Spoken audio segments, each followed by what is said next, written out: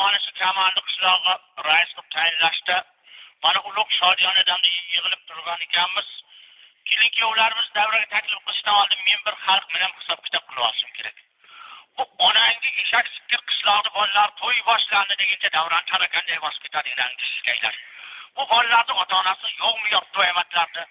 Ota-onasiga aytingizlar, bolalarni jishtirosini o'zi olib borib hammasini inashdan etib kelamayasiz sizga. Rais kim? Shuhratmi rais? Nima? Uyda ovqat yo'qmi? Kallasini do'stahanda ko'tarolmaydi. Ko'tar kallayni rangishga. Ko'tar yo'q to'yamat. Mana san'atkorlarni aytdik. O'tar joyingga rais sen chaqirgan. O'tar rangishga seni. Ha, mana Otabek Mo'minov menga qara.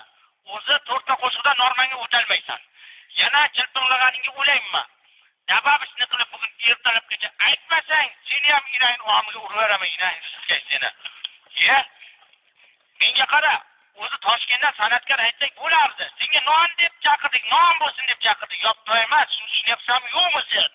Inayingda suskay. Ha, xo'p, mayli. San'atkorlarga hozir navbatni beramizda, o'siratiningda meni deskingni hammasini qo'sh. Kelin-kuyovlarimizni Shohrux Repperni balanda taronasi sadolari ostida davraga taklif qilmasak, kelin-kuyovlarni ham inas nomiga uraveraman inasini sizga.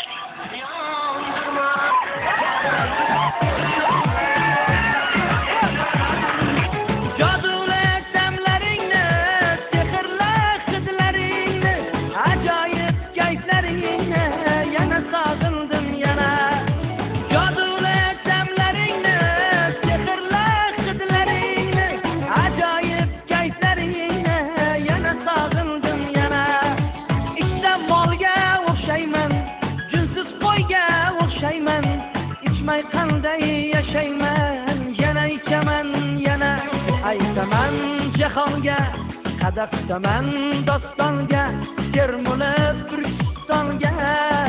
Yana aytaman, yana aytaman jahonga, qadaqtaman dostonga, termulib Turkistonga.